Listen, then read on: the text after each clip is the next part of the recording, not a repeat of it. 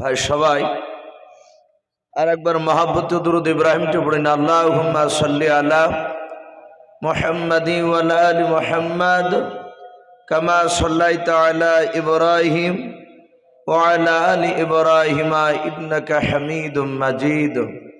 আল্লাহুম্মা বারিক আলা মুহাম্মাদি ওয়া আলা আলি মুহাম্মাদ কামা বারাকতা আলা ইব্রাহিম وعلى آل إبراهيم إنك حميد مجيد صلى الله تعالى عليه وسلم।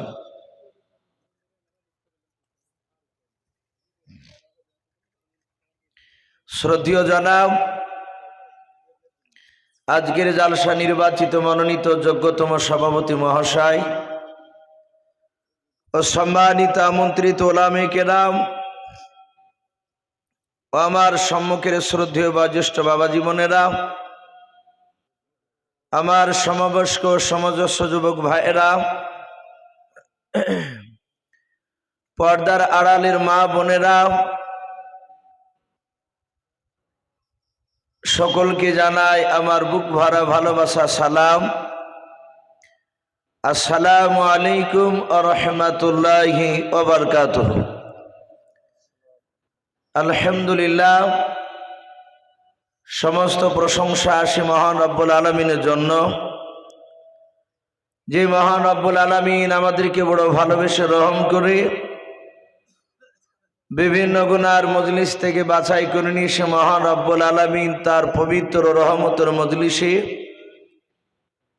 আমাদেরকে কাউকে মাগরিবের পর, কাউকে এশার পর থেকে নিয়ে এতক্ষণ পর্যন্ত যে তার দিনে মাহফিলে বসে রেখেছে, এটা ভাবছে আমাদের বাহাদুরি নয়। বিশ্বনবী বলেছেন, আল্লাহ যাকে ভালোবাসেন মহান রব্বুল আলামিন তার বান্দাদেরকে তার রহমতের মজলিসে নিয়ে এসে বসে দেয়। বলুন আলহামদুলিল্লাহ। তাইলে আমরা এখানে বসতে পেরেছি, মহান রব্বুল আলামিন আমাদেরকে ভালোবেসে এখানে নিয়ে এসেছে, তাই মহান রব্বুল আলামিনের দরবারে গভীর রাত্রিবেলায় আর একবার শুকরিয়া স্বরূপ আদায় করে উচ্চ আওয়াজে বলুন আলহামদুলিল্লাহ। তারপরে পরে আপনার আমার নবী, যিনি ধর্মের গুরু, বিশ্ববরণ্য নেতা, নবিকুল শিরোমণি পয়গম্বরে আজম, যিনি সাইয়্যিদুল মুরসালিন ও খাতামান নবিয়্যিন, যিনি হাবিবে কিবরিয়া আশরাফুল আম্বিয়া, যিনি হায়াতুন নবী, জিন্দা নবী, জনাবে মুহাম্মদ রাসূলুল্লাহ সাল্লাল্লাহু তাআলা আলাইহি ওয়াসাল্লামের উপরে অগণিত দুরূদ ও সালাম বর্ষিত হোক, অর্পিত হোক। সকল বলুন আল্লাহুম্মা আমিন। সম্মানিত ভাইরা, আমার বাবা জীবনেরা, আমি আপনাদের সম্মুখে কোরআনুল কারীম থেকে বেশ কয়েকটা আয়াত টুকরা পরিবেশন করেছি, তেলাওয়াত করেছি। তারপর পর বিশ্ব নবীজির পবিত্র জবান থেকে মাত্র দুটো হাদিসের টুকরা পাঠ করেছি। ইনশাআল্লাহ যথাসময়ের মধ্যে আমার বক্তব্য ইতি করব। আমরা যারা বসে আছি ভাই, মুসলিমে মানুষ খুবই কম। যারা এখনো বসে আছি, একটা উদ্দেশ্য আমাদের, যে শেষ বেলায় আমরা আখিরি মোনাজাত নিয়ে বাড়ি যাব। বলুন ইনশাআল্লাহ। আমাদের অনেকের কার আব্বা, কার মা, কার দাদা, কার দাদি, কার নানা, কার নানি, কার চাচা, কার চাচি অনেকে চলে গিয়েছে।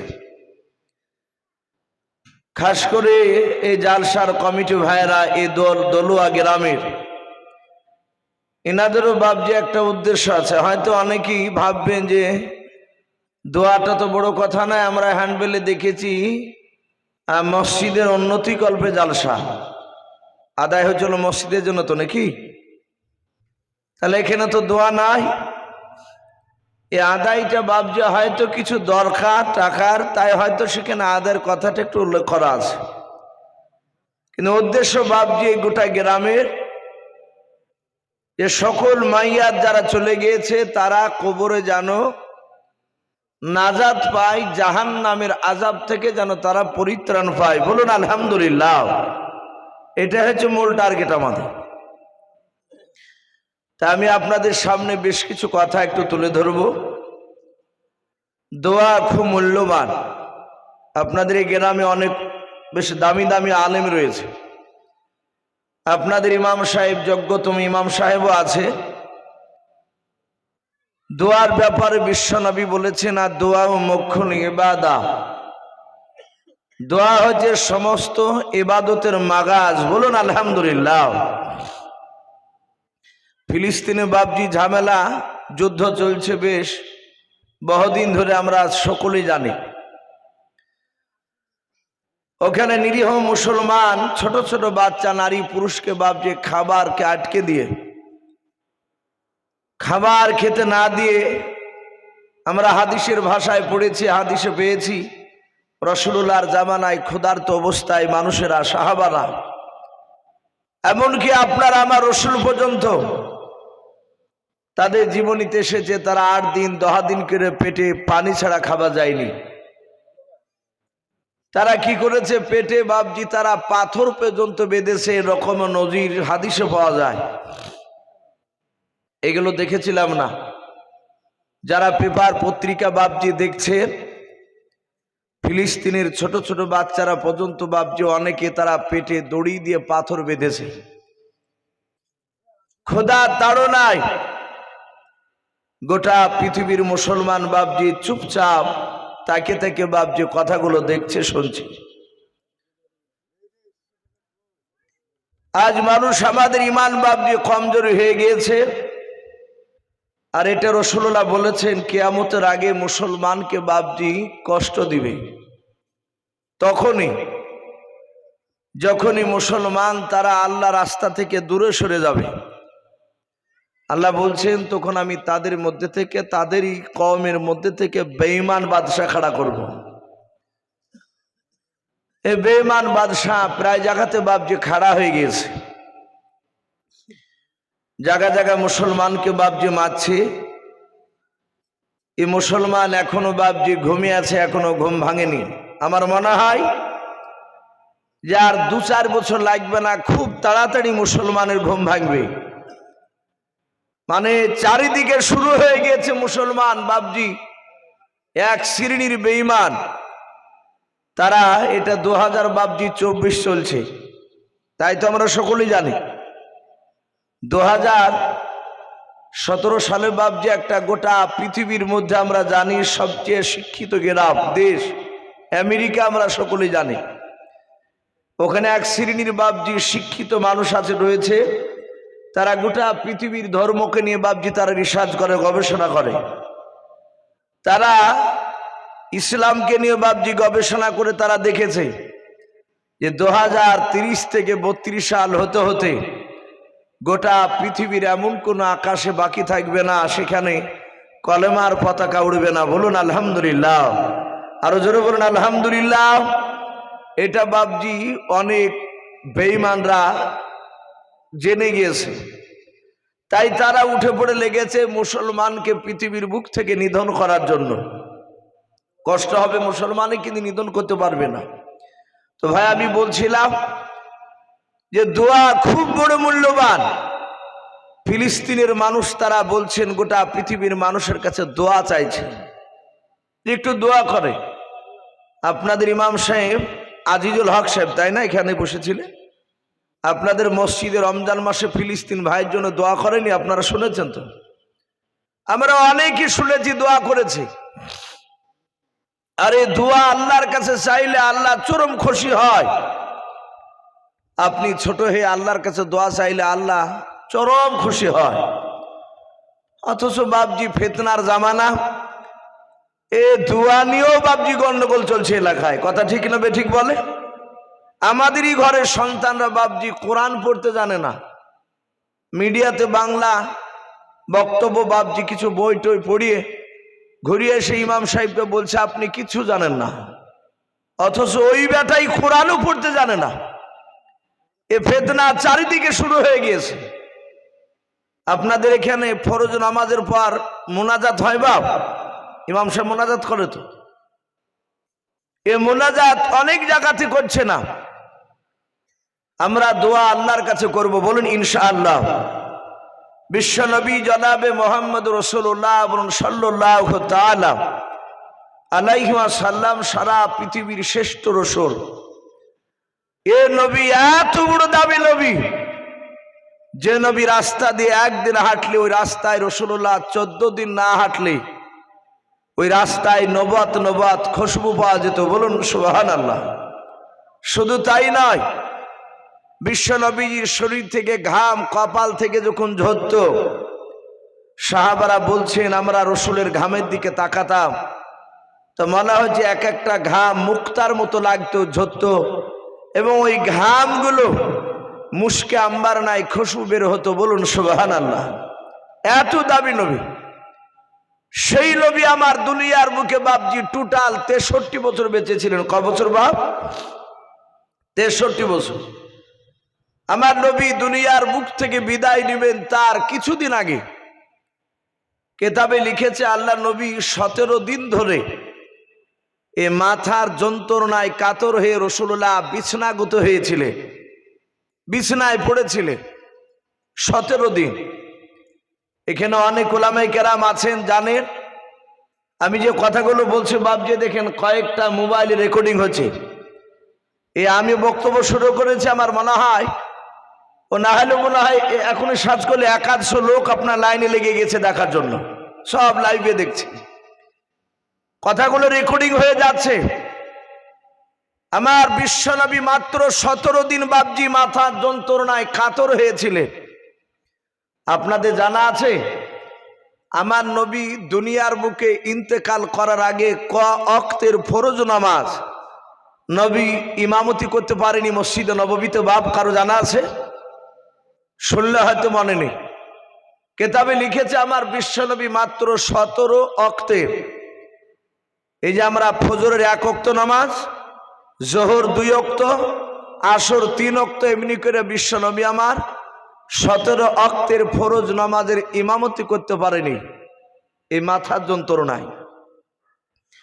কিন্তু এই নবী জিন্দা অবস্থায় থাকা অবস্থায় এই 17 ওয়াক্তের নামাজের ইমামতি কে করলেন? কে ইমাম হয়ে দাঁড়ালেন?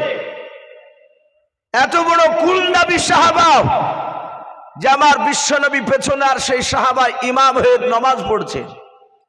আমরা হাদিসে পড়েছি নবী ইন্তেকাল করার পর কোন সাহাবা নবীর ইমাম হতে পারেনি। হয়েছিল বাপ?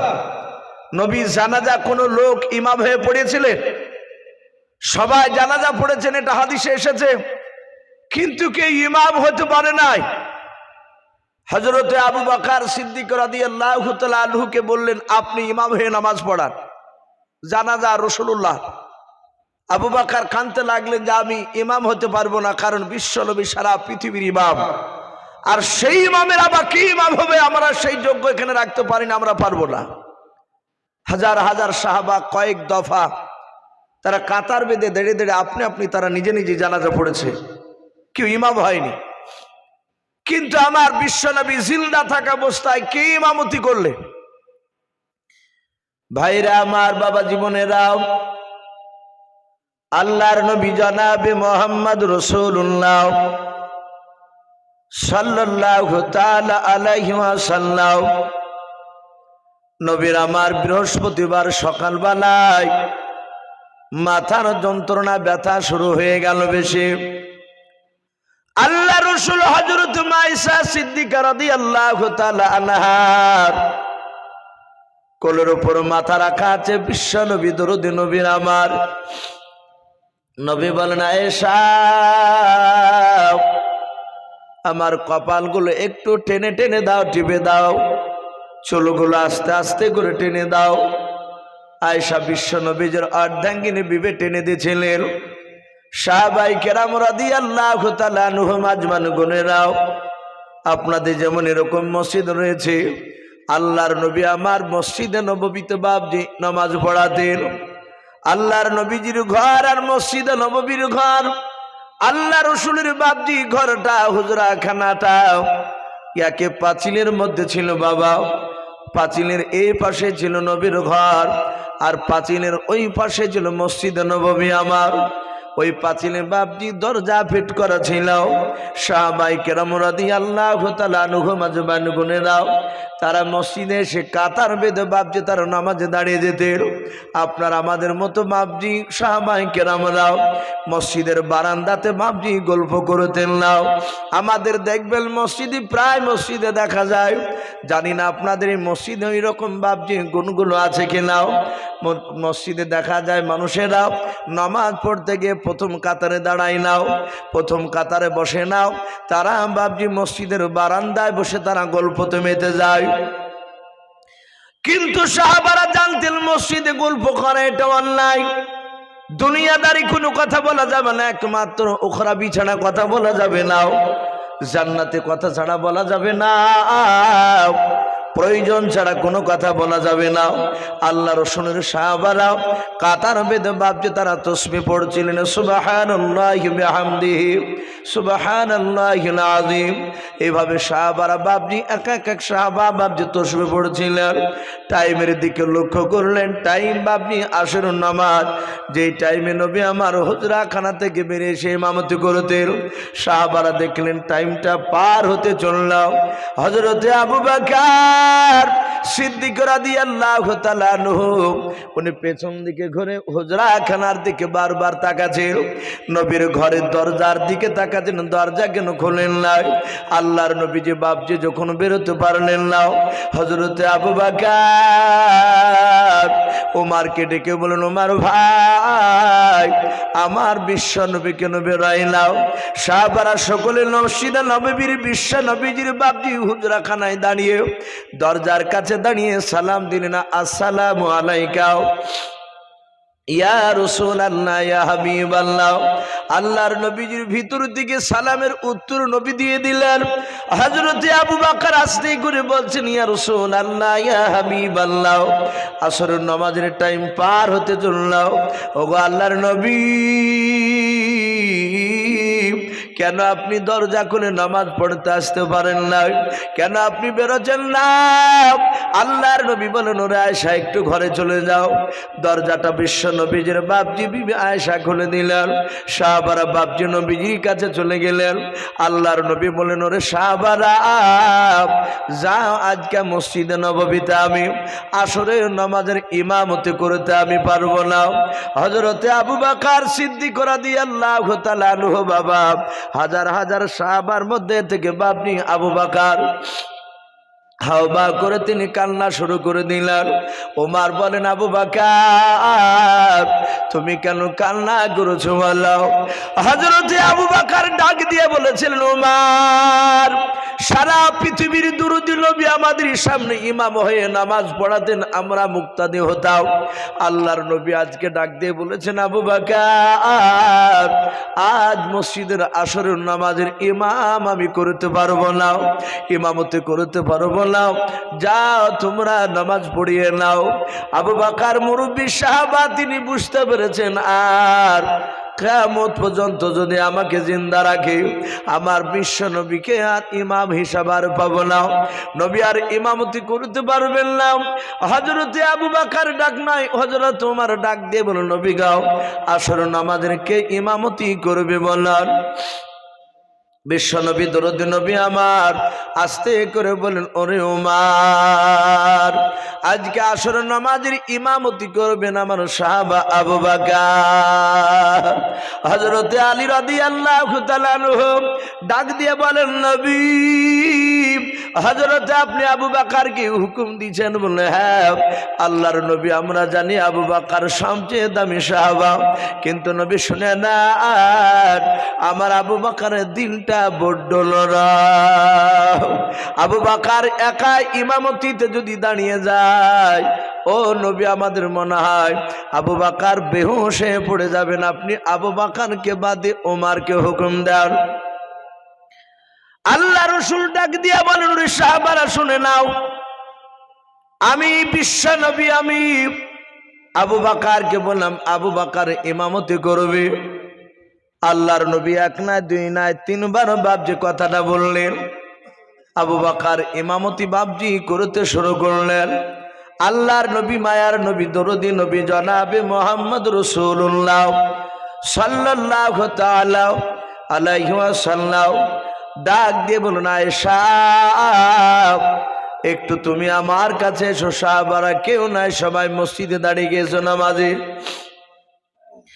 আল্লাহ রাসূলের বিবি আয়েশা ছুটে চলে আসলেন। আল্লাহর নবী কাদার বলেন, ওরে আয়েশা, মসজিদে নববীতে কে ইমামতি করেছে মালাও? কে নামাজে দাঁড়িয়েছে রে আয়েশা? হযরত আয়েশা সিদ্দিকা রাদিয়াল্লাহু তাআলা আনহা ডাক দিয়ে বলেন, নবী, মসজিদে নববীতে ইমামতি করেছেন আমার আব্বাজান।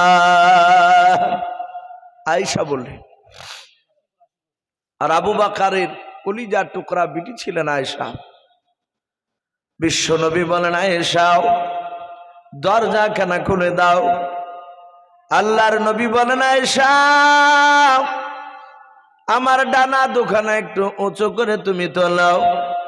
ওরে আয়েশা, আমি একটু দেখতে চাই আমার সাহাবারা কিভাবে নামাজে ইমামতি করে, নামাজ পড়ে। আয়েশা ধরলেন। আল্লাহর নবী সাহাবাদের জামাত দেখে নবী আমার কাঁদছিলেন, চোখ দিয়ে পানি ঝরছিল, কিন্তু ঠোঁট দেখে মুখের দিকে আয়েশা বলেন তাকালাও, নবীজি তিনি হাসতেছিলেন। আল্লাহর নবী বলেন, আয়েশা ডাক দিয়ে বলেন, আল্লাহর নবী আপনি কান্না করেছিলেন।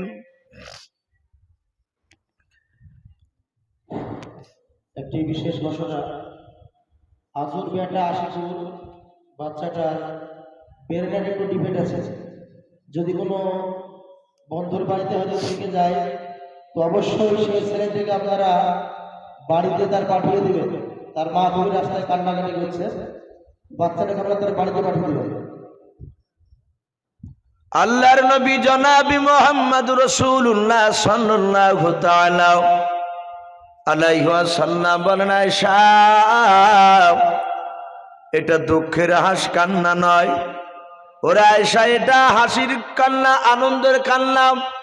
আমি রাসূল পয়গম্বর, আমি দুনিয়ার বুকে বেঁচে থাকবো না, আর হয়তো কয়েকদিন পরে চলে যাব। ওরে আয়েশা, আমি কিয়ামতের আগের দৃশ্যখানা দেখে নিলাম। আমার ইন্তেকাল করার পর আমার উম্মতেরা এইভাবে জামাত করে নামাজ পড়বে আমি দেখে নিলাম। বলুন সুবহানাল্লাহ। ভাই আমি বলছিলাম সেই নবী 17 ওয়াক্তের ফরজ নামাজের ইমামতি রাসূলুল্লাহ শেষের দিকে করতে পারেনি।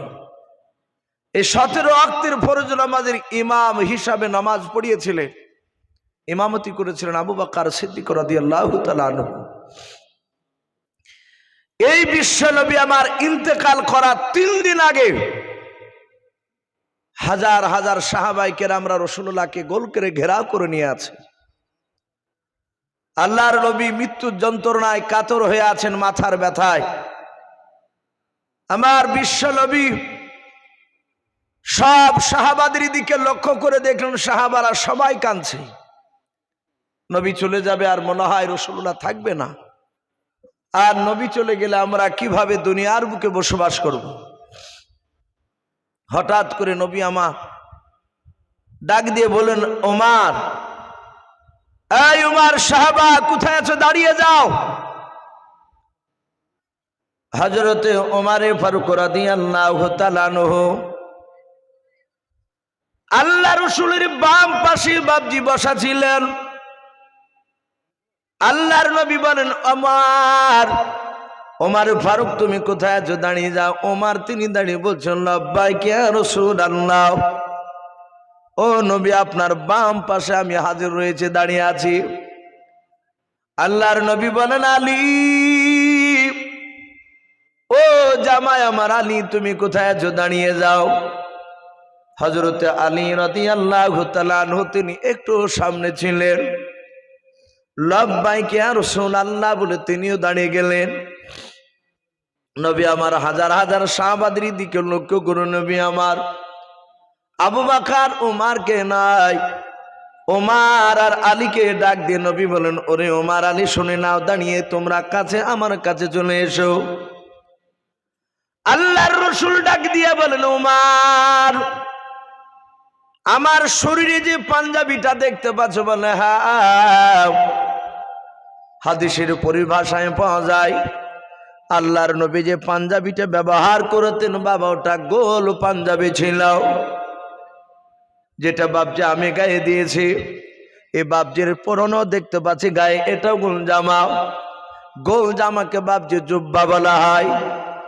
আল্লাহর নবী বেশিরভাগ জুব্বা ব্যবহার করতেন, কিন্তু বাবা কাটা জামাও এটাও ব্যবহার করতেন, দুটোই জায়েজ আছে। আল্লাহ রাসূল সেই দিন গোল জামা পরা আছে। আল্লাহর নবী বলেন, উমার আমার শরীরে জুব্বা দেখতে পাচ্ছ? বলে হ্যাঁ। ওরে আমার উমার শুনে নাও, আমি যদি ইন্তেকাল করে যাই, আমার ইন্তেকাল করার পর আমার এই জুব্বাখানা যেটা আমি তোমাকে লক্ষ্য করে আমি বলতেছি দেখাচ্ছি, ওরে ওমর এই জুব্বাটা তোমার কাছে আমানত স্বরূপ রেখে দেবা। হযরত ওমর তিনি চরম আনন্দিত, রাসূলুল্লাহর বাপজি জুব্বা ব্যবহার করতে পাবে। নবীজি বলেছেন, ওমর আমার ইন্তেকাল করার পরে এই জুব্বাটা তোমার কাছে রেখে দেবা। ভাই আমরা হাদিসে পড়েছি, নবীজির জীবনী তো পাই। সিরাতে হালবিয়া বলে একটি কিতাব উলামে দেওবন্দের লেখা, ওই কিতাবটা ওতে বিশ্ব নবীজির বাপজি সিরাত সম্পর্কে, নবীজির চরিত্র, নবীর জীবনী অনেক দেওয়া আছে। তাতে এসেছে রাসূলুল্লাহর বাপজি শরীরের এক টুকরা পাঞ্জাবি কথা হযরতে খাদিজাতুল কুবরা রাদিয়াল্লাহু তাআলা আনহা তিনি বলেছিলেন। ঘটনা হয়তো আপনাদের অনেকের শোনা আছে, জানা আছে। আমার রাসূল যখন মেরাজে গিয়েছিলেন, জান্নাত জাহান্নাম সব নবী দেখে আসার পরে সাহাবাদের সামনে নবী আমার আলোচনা করেছিলেন। তারপরে ওখান থেকে মসজিদে বাপজি আপনার মসজিদ থেকে বেরিয়ে রাসূলুল্লাহ নবীর প্রথম অর্ধাঙ্গিনী বিবি হযরতে মা খাদিজাতুল কুবরা রাদিয়াল্লাহু তাআলা আনহা, নাম শুনি না আমরা বাপ? এই খাদিজা নবীর সর্বপ্রথম বাপজি স্ত্রী। তো সেই আল্লাহর নবী জনাবে মুহাম্মদ রাসূলুল্লাহ সাল্লাল্লাহু তাআলা আলাইহি ওয়াসাল্লাম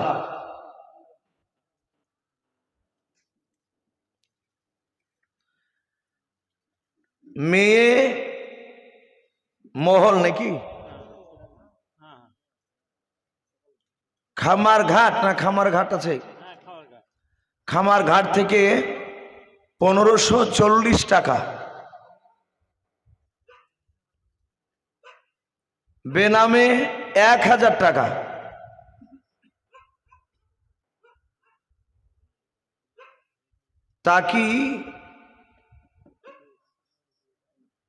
তাকি ধর নাকি নাকি এটা না তাকি বড় হবে,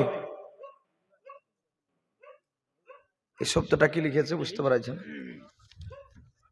ওখান থেকে এসছে 5000 টাকা ওয়াদা। হ্যাঁ তাফিউর, তাফিউর 5000 টাকা। নারে তাকবীর!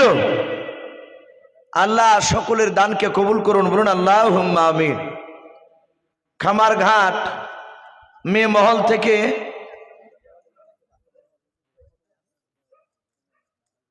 11,000, এটা টোটাল নাকি হয়েছে 800 নাকি,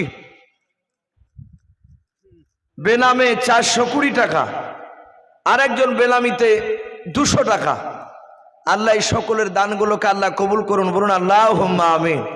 ওগো মাওলা, যারা দান করেছে, যারা করতে পারে নাই, তুমি সকলকে মওতের আগে বিশ্বনবীর চেহারা না দেখে মওত দিও না, বলুন আল্লাহুম্মা আমিন।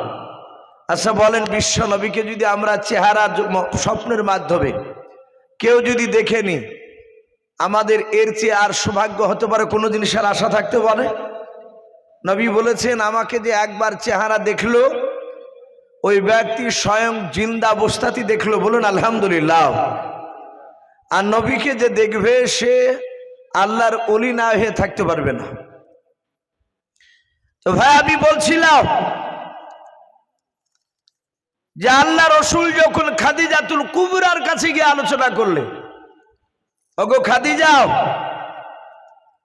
আমি জান্নাত জাহান্নাম দেখতে গিয়েছিলাম,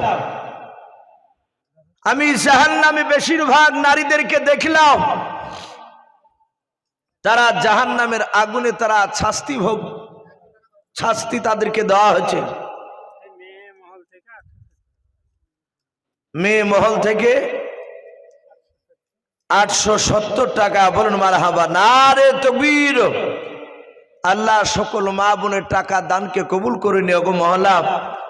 তুমি আমার সকল মা বোনের ইমানটা হযরতে মা ফাতেমাতুজ জোহরা রাদিয়াল্লাহু তাআলা আনহার মতো ইমান বানিয়ে দাও। বলুন আল্লাহুম্মা আমিন। তো ভাই, আমি বলছিলাম বিশ্বনবী তার প্রাণের বিবি খাদিজাকে ডাক দিয়ে বলছেন, খাদিজা খুব সাবধান। বলে কেন? ওগো আমার স্বামী। বলে খাদিজা, আমি জান্নাতে গিয়েছি, জাহান্নামে গিয়েছি।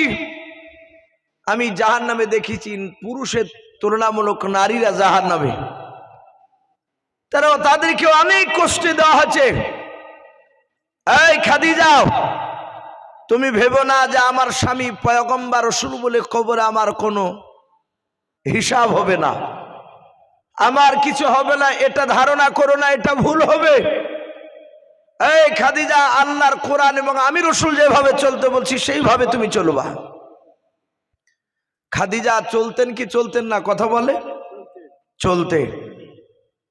আমরা হাদিসে পড়েছি, দুনিয়ার বুকে 10 জন নারী আর পুরুষকে নবী আমার জান্নাতের খোঁজখবরি শুনিয়েছিলেন, তার মধ্যে থেকে খাদিজাতুল কুবরা উনি একজন। নবী আমার বলেছিলেন, খাদিজা তুমি জান্নাতি। এভাবে নারী আর পুরুষের নাম নবী আমার 10 জনের করেছিলেন। হাদিসে এটাও এসেছে, আল্লাহ রাব্বুল আলামিন দুনিয়ার বুকে 2টো নারীকে সালাম পাঠিয়েছিলেন জিবরিলের মারফতে, তার মধ্যে থেকে খাদিজাতুল কুবরা তিনি একজন ছিলেন। বলুন আলহামদুলিল্লাহ। তাহলে যে আল্লাহ খাদিজাকে সালাম পাঠায়, সে খাদিজা সে দামি না ওয়াদামি? কথা বলেন বাপ, চরম দামি। আর সেই খাদিজাকে বলেন, খাদিজা সাবধান, জাহান্নামের আগুন চরম ভয়ঙ্কর। আমি দেখেছি জাহান্নামে নারীদেরকে অনেক শাস্তি দেওয়া হয়েছে। আল্লাহর নবী জনাবি মুহাম্মদ রাসূলুল্লাহ সাল্লাল্লাহু তাআলা আলাইহি ওয়াসাল্লাম, নবী আমার খাদিজাকে এই কথাটা বলার পর আল্লাহর নবী বাড়ি থেকে বেরিয়ে মসজিদে গিয়েছেন বাবা ইবাদত করার জন্য। সাহাবারা জানতেন নবী আমার কলমার দাওয়াত দেওয়া বন্ধ হয়ে গেলে বাড়িতে বেশি নবী আমার মসজিদে সময় কাটাতেন। আল্লাহর নবী বাবজি চলে গিয়েছেন মা খাদিজাতুল কুবরা রাদিয়াল্লাহু তাআলা আনহা। ঘর থেকে বেরিয়ে আঙিনাতে বাবজি বসে পড়লেন। অনেকে আমরা উঠোন বলি, ওই আঙিনাতে খাদিজাতুল কুবরা তিনি বসে বসে বাবা চিন্তা করতে করতে হঠাৎ করে খাদিজা আল্লাহ বলে চিৎকার করে বাবজি আওয়াজ দিয়ে উঠলেন। আল্লাহর কলিজা নবীজির কলিজা টুকরা বিটি হযরত মা ফাতেমাতুজ জোহরা রাদিয়াল্লাহু তাআলা আনহা কয়েক বছরের বাবজি বেটে ঘর থেকে বাবজি মার কান্না শুনে দৌড়ে বেরিয়ে আসলেন। আসার পর দেখেন খাদিজাতুল কুবরা চিৎকার করে কান্না করতে করতে মাটিতে বেহুশে বাবজি পড়ে গেলেন। মুখ দিয়ে বাবজি ফেফড়া উঠতে লাগলো। আল্লাহর নবী জনাবে মুহাম্মদ রাসূলুল্লাহ সাল্লাল্লাহু তাআলা আলাইহি ওয়াসাল্লামের কলিজার টুকরা বেটি ফাতেমা মা খাদিজার কাছে এসে হাত দুখানা ধরে বলেন, মা তুমি কেন কাঁদতে কাঁদতে বেহুশে পড়ে গেলে বলো। কয়েকবার ডাকলেন, মার ডাকের যে কোনো সাড়া পেলেন না।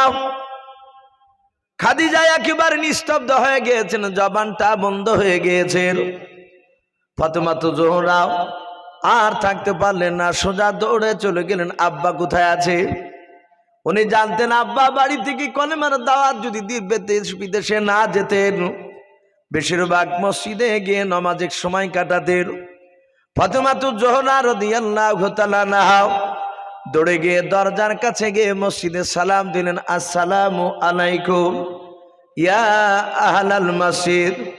সালাম দিয়ে আল্লাহর নবীজির কলিজার টুকরা বিটি মসজিদে নববীর দরজার কাছে দাঁড়িয়ে ডাক দিয়ে বলেন, আব্বা তাড়াতাড়ি নামাজটা সমাপ্ত করুন। মা ফাতেমাতুজ জোহরার কান্নার আওয়াজ আল্লাহর নবী সহ্য করতে পারতেন না। আল্লাহর নবী এত ফাতেমাকে ভালোবাসতেন বাবা। এই আল্লাহর নবী জনাবে মুহাম্মদ রাসূলুল্লাহ সাল্লাল্লাহু তাআলা আলাইহি ওয়াসাল্লাম তাড়াতাড়ি নামাজটা সমাপ্ত করলেন। ডান দিকে বাম দিকে সালাম ফিরে বলেন, মা ফাতেমা কেন ডাক দিলে বলো।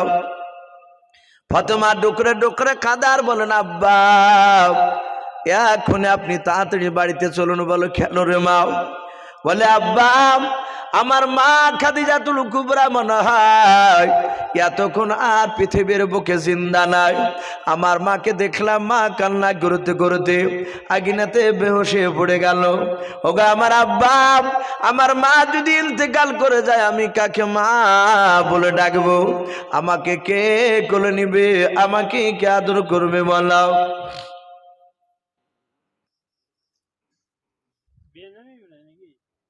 হ্যাঁ বেনামি,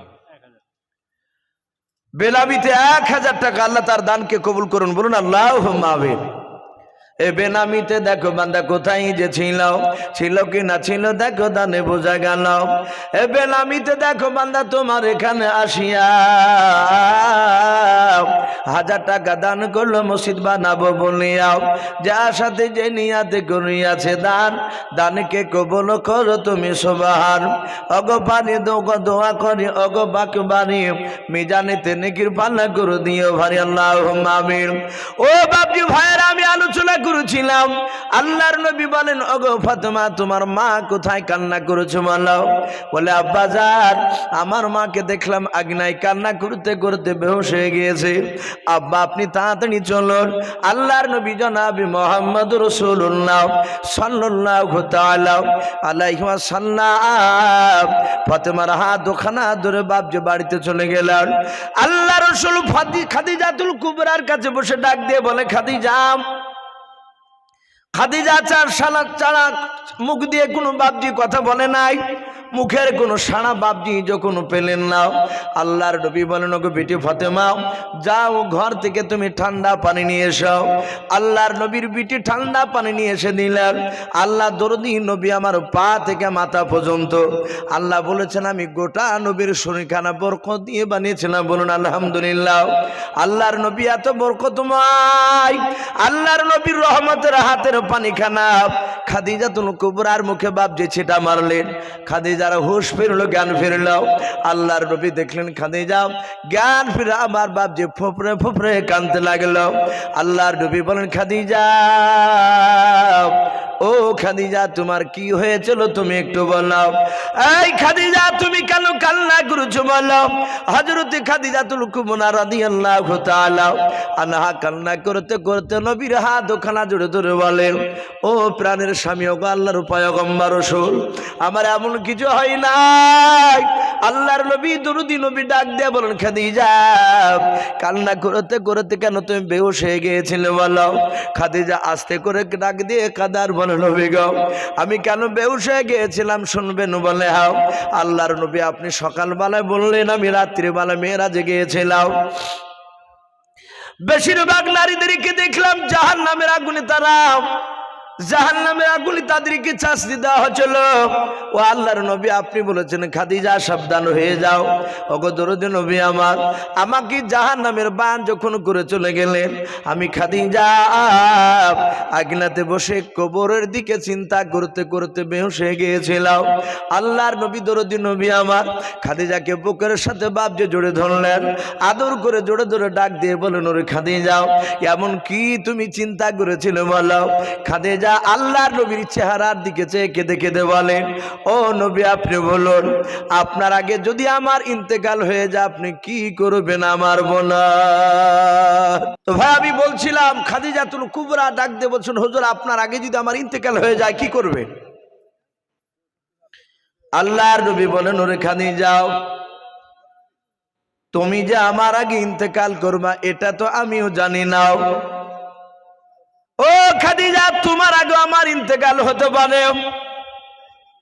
খাদিজা বলে ওটা জানি, কিন্তু ধরে নেন যদি আপনার আগে যদি আমার ইন্তেকাল হয়ে যায় কি করবেন বলেন? আল্লাহর নবী বলেন, খাদিজা অন্য নারীর মতো তোমাকে দাফন করে দেব। খাদিজা বলে, নবী গো ওই কবরের দিকে তাকিয়ে চিন্তা করতে করতে আমি বেহুশ হয়ে গিয়েছিলাম। বলে, খাদিজা কেন চিন্তা করেছিলে বলো? কবর দেখে কেন তোমার এত ভয়? খাদিজা কাদার বলে, নবী আপনার জবান থেকে শুনেছি আপনি বলেছিলেন খাদিজা মানুষ ইন্তেকাল করার পর মানুষকে যখন দাফন করে দেয় মাটি দিয়ে দেয়, আল্লাহর নবী বলেছেন মানুষ মাটি দিয়ে 2.5 ধাপ, কোন মুফাসসিরিন কেরাম লিখেছেন 40 ধাপ। ওই কবর থেকে মাটি দিয়ে যখন মানুষ বাড়ির দিকে রওনা নিয়ে নেয়, আল্লাহর নবী বলেছেন খাদিজা ওই কবরে একটা প্রথমে ফেরেশতা আসবে, তার নাম হবে রুম্মান আলাইহিস সালাম। খাদিজা বলে, নবী ওই ফেরেশতা এসে বলবে তুমি আমলনামায় তুমি লিখো, তোমার ভালো মন্দ সব তুমি লিখো। আল্লাহর নবী বলেন ওই ফেরেশতা যখন বলবে লিখো মাইয়াতকে, ওই মাইয়াত ব্যক্তি বলবে আমি লেখাপড়া আমি পারবো না, আমার কাছে কলম নাই কাগজ নাই। ওই ফেরেশতা ডাক দিয়ে বলবে, ওরে বান্দা তোমার যে হাতের আঙুলগুলো আছে 5টা আঙুল বলে হ্যাঁ, এই আঙুলগুলো কলমে পরিণত হয়ে যাবে, আর তোমার সামনে যে মাটিটা আছে এটা কাগজে পরিণত হয়ে যাবে। বলুন সুবহানাল্লাহ।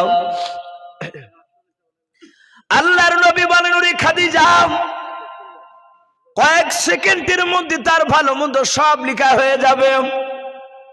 খাদিজা বলে, নবী এটা শুনেছি মানুষ সেই সময় মাইয়াতকে ফেরেশতা ছোট্ট কাঠ আকারে বাবা গলাতে ঝুলে দেবে।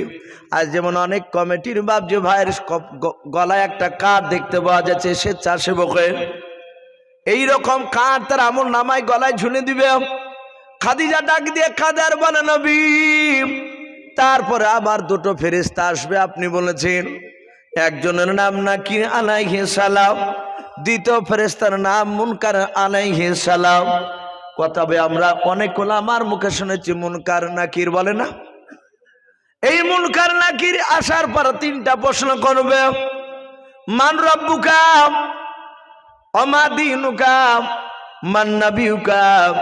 এই 3টা প্রশ্ন করবে। আল্লাহর নবী বলেন, ওরে খাদিজা ওই ফেরেশতা 2টোর 3টা প্রশ্ন উত্তর যারা দিতে পারবে কবরে, তাদের কবরখানা জান্নাতে টুকরা হয়ে যাবে। বলুন আলহামদুলিল্লাহ। আর যদি উত্তর না দিতে পারে কবরখানা জাহান্নামের গর্ত হয়ে যাবে। আমার পূর্বেকার বক্তা বলছিলেন জাহান্নামের দরজার খিড়কি খুলে দেওয়া হবে। হযরতে খাদিজাতুল কুবরা রাদিয়াল্লাহু তাআলা আনহা কাদার বলে, নবী ওই কবরের দিকে চিন্তা করতে করতে বেহুশ হয়ে যাচ্ছিলাম, আপনার আগে যদি আমার ইন্তেকাল হয়ে যায় আপনি আমাকে দাফন করবেন। বলে হ্যাঁ, দাফন করার পর সবাই আপনারা চলে যাবে। ওই 2জন ফেরেশতা আসার পর যদি আমাকে 3টা প্রশ্ন করে নবী, আমি ওই 3টা প্রশ্নের উত্তর যদি দিতে না পারি নবী গো, তাহলে জাহান্নামের আগুন আমি সহ্য করতে পারবো না, আমাকে ফেরেশতারা চিনতে পারবে না। আল্লাহর নবী কাদার বলেন, ওরে খাদিজা যেভাবে তুমি আমাকে মহব্বত করো, আল্লাহর কোরআনকে যেভাবে তুমি মহব্বত করো মানো, ওরে আমার খাদিজা আমি পয়গম্বর রসুল কথা দিয়েছি শুনে নাও, কোন ফেরেশতা তোমার সাথে কবরে বেয়াদবি করবে না। বলুন সুবহানাল্লাহ।